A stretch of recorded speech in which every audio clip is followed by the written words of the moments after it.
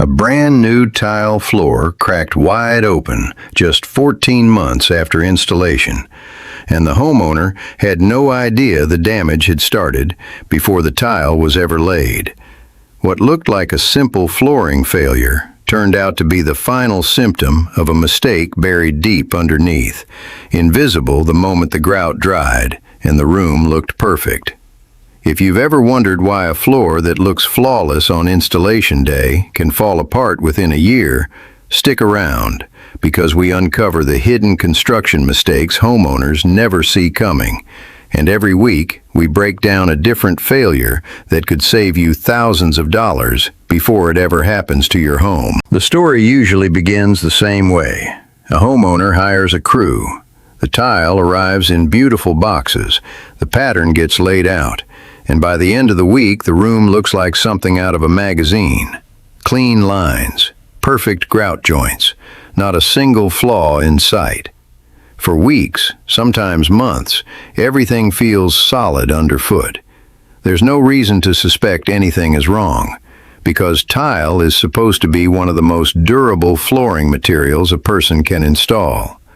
It's hard, it's rigid, it resists water. It resists scratches. On paper, it should outlast almost everything else in the house. But tile has one weakness that almost nobody talks about, and it's the same weakness that eventually destroys thousands of floors across the country every single year. Tile does not bend. It cannot flex.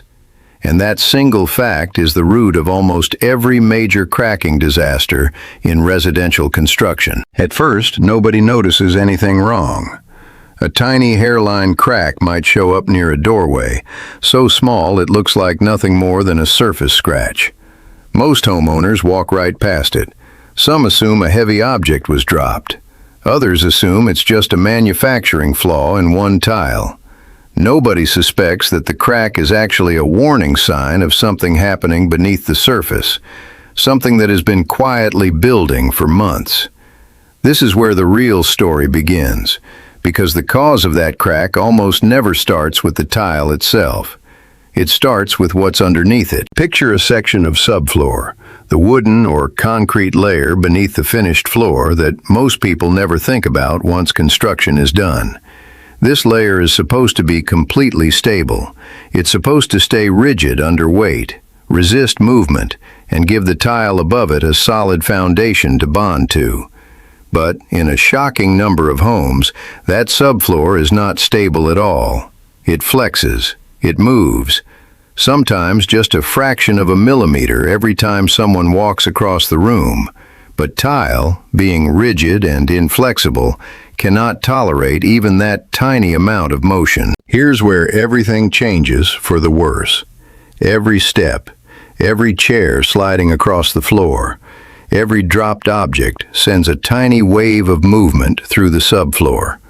Over time, that repeated flexing works like metal fatigue, except instead of metal, it's grout and tile taking the abuse.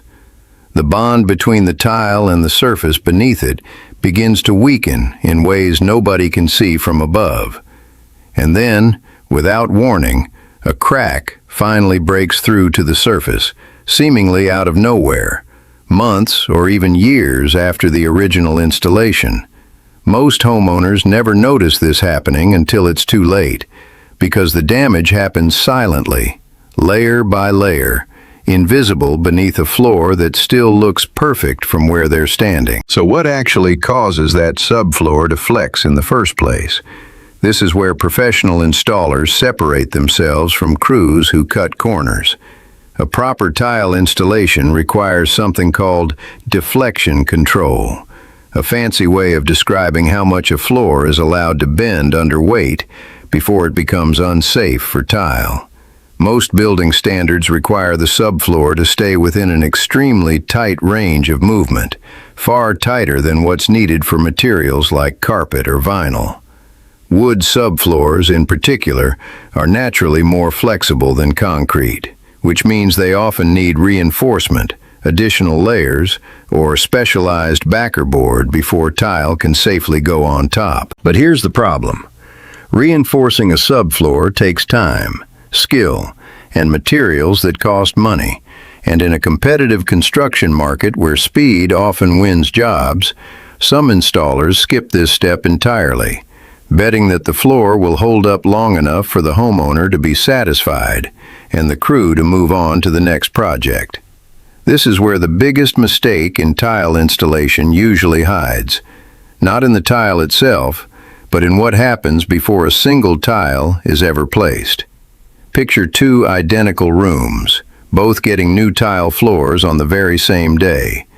In the first room, the crew properly inspects the subfloor, adds cement backerboard, secures every seam, and confirms the surface meets deflection standards before laying a single tile.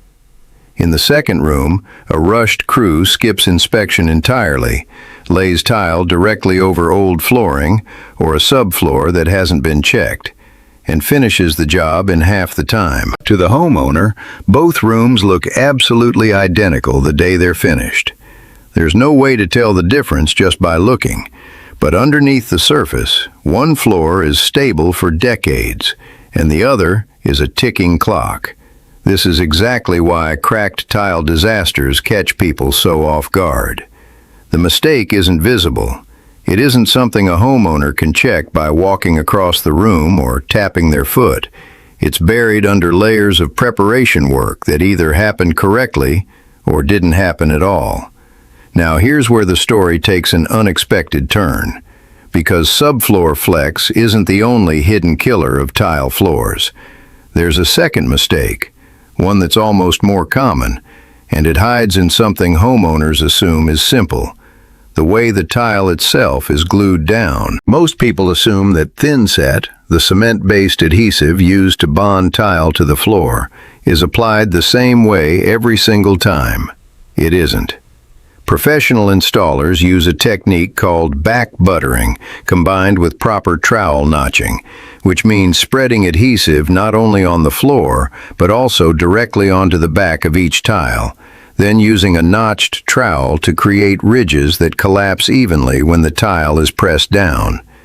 Done correctly, this creates full, solid contact between the tile and the surface beneath it, leaving no hidden gaps.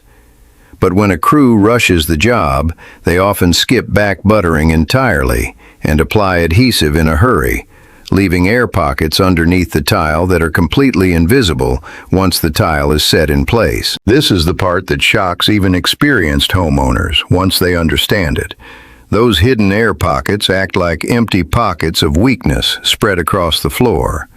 When weight presses down on a tile that has one of these voids underneath it, the tile has nothing solid supporting it in that spot. It's essentially floating over open space, held up only by the edges bonded to solid adhesive. Every time someone steps directly on that hollow spot, especially with concentrated weight like the leg of a heavy piece of furniture or the sharp edge of a dropped object, the unsupported section can crack under pressure that a fully bonded tile would have handled without any problem at all. If you've ever walked across a tile floor and noticed one tile that sounds slightly hollow when tapped compared to the tiles around it, that's often the exact sound of one of these air pockets hiding beneath the surface, quietly waiting for enough pressure to reveal itself. But even with proper subfloor preparation and correctly applied adhesive, there's a third hidden danger that catches almost everyone off guard, because it isn't about the floor bending or the tile floating. It's about something invisible happening at a molecular level. It's about movement caused by heat, cold, and moisture. Every material inside a home expands and contracts slightly as temperatures shift throughout the year. Wood floors do it. Concrete slabs do it. Even tile itself expands slightly in the heat of summer and contracts again in the cold of winter. Individually, these movements are so small they're almost impossible to detect.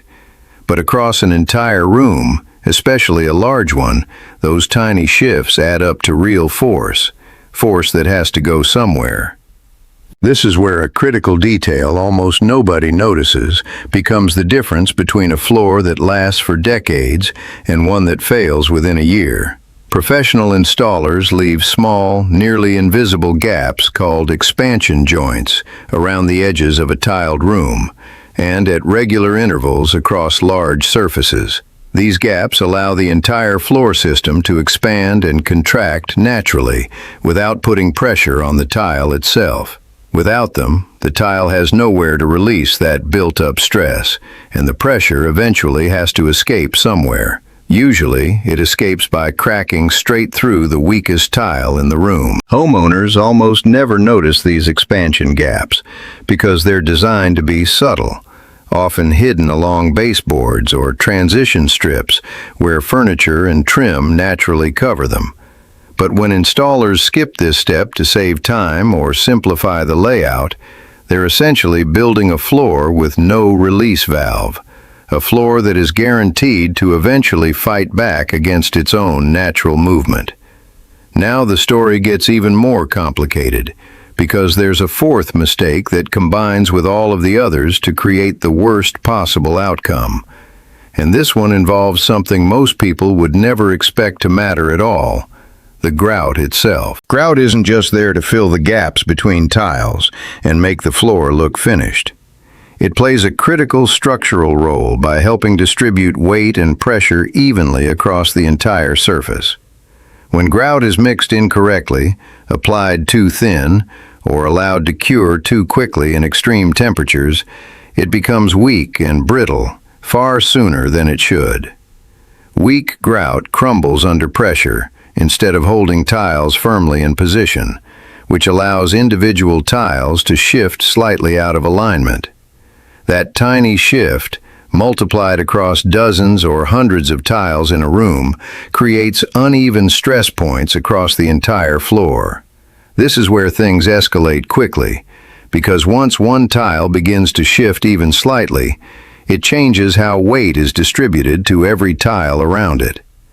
A domino effect begins to build silently beneath the surface, and what started as one small crack near a doorway can eventually spread into a pattern of cracks stretching across an entire room. By the time most homeowners notice multiple cracks appearing, they assume the tile itself must be defective. They call the manufacturer. They compare complaints online. They wonder if they simply bought bad tile. But the truth is almost always more complicated and far more preventable. The tile was never the problem. The tile was simply the last piece in a chain of hidden mistakes stacked one on top of another, starting with the subfloor, continuing through the adhesive, worsened by missing expansion joints, and finally sealed in place by weak or improperly cured grout. At this point, the consequences start becoming very real and very expensive. What began as a single hairline crack can spread into structural instability across an entire floor. Water can begin seeping through those cracks into the layers below, especially in kitchens and bathrooms, where moisture is a constant presence.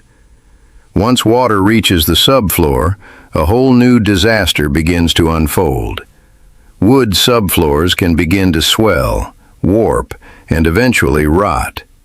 In more severe cases, trapped moisture creates the perfect environment for mold to grow silently beneath the tile, completely hidden from view until the smell or the health symptoms give it away. This is the part that turns a simple cosmetic problem into a genuine home safety concern. Mold growing beneath a tile floor isn't just unpleasant, it can affect indoor air quality and trigger respiratory issues for people living in the home, especially children and anyone with existing sensitivities. And because it's hidden beneath a hard, solid surface, homeowners often have no idea it's happening until the damage has already spread significantly. By the time a professional inspector finally gets involved, often because a home is being sold or a mortgage lender requires an inspection, the scope of the problem becomes painfully clear. What looked like a simple flooring imperfection during a walkthrough can turn into a full disclosure of subfloor damage, structural repair recommendations, and, in serious cases, a failed inspection that stops a home sale in its tracks. This single hidden mistake, one that started months or years earlier, with a rushed or improperly prepared subfloor, can end up costing homeowners thousands of dollars in repairs, delayed closings, and lost negotiating power during a sale. And the most frustrating part is that it was almost entirely preventable from the very beginning. So how do professionals actually prevent this from happening in the first place? The difference comes down to a handful of critical steps that separate a floor built to last decades from one that's essentially a ticking time bomb. It starts with a proper subfloor inspection before any tile work begins. Professionals measure deflection, check for existing damage, and reinforce weak areas with appropriate backer board or additional support, ensuring the entire surface meets the rigid standards tile actually requires. This single step alone eliminates the majority of tile cracking disasters before they ever have a chance to start. Next comes proper adhesive application, using back buttering techniques and correctly sized trowel notches to ensure full, solid contact between every tile and the surface beneath it, eliminating the hidden air pockets that turn ordinary foot traffic into a slow-motion disaster. Then comes the often overlooked step of expansion joints, small gaps strategically placed to give the entire floor room to breathe as temperatures and humidity shift throughout the year, releasing pressure naturally instead of forcing it through the weakest tile in the room. And finally, professional-grade grout, mixed to the correct consistency, applied at the proper thickness, and allowed to cure under the right conditions, locking every tile firmly in place and distributing weight evenly across the entire floor for years to come. When all four of these steps are done correctly, a tile floor can genuinely last for decades without a single crack, standing up to heavy foot traffic, furniture, temperature swings, and the everyday wear of family life. But when even one of these steps gets skipped to save time or cut costs, the entire floor becomes vulnerable, and it's often impossible for a homeowner to know which mistake actually happened until the damage has already been done. This is exactly why understanding the difference between a rushed installation and a properly prepared one matters so much, especially for anyone buying a home with existing tile floors, hiring a contractor for a renovation, or simply trying to understand why a floor that looked perfect on day one eventually started falling apart. The good news is that most of these hidden mistakes are completely preventable with the right knowledge and the right questions asked before a single tile is ever laid.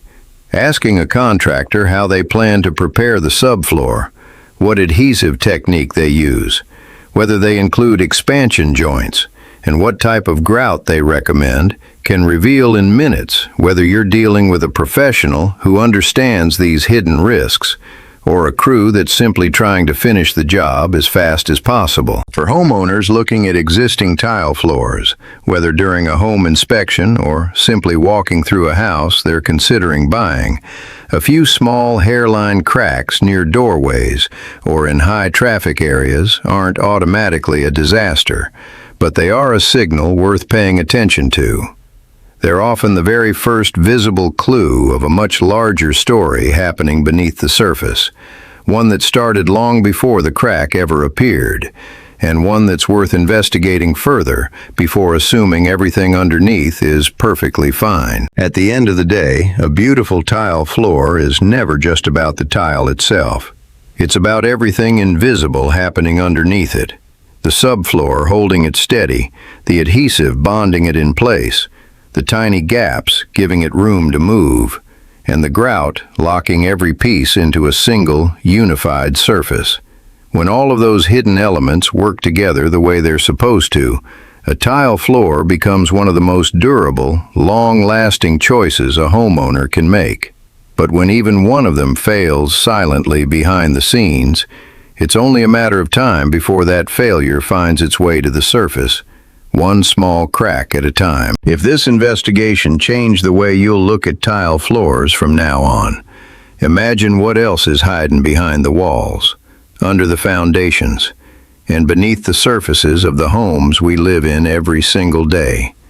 Come back next week, because we're already digging into the next hidden construction mistake most homeowners never see coming until it's far too late.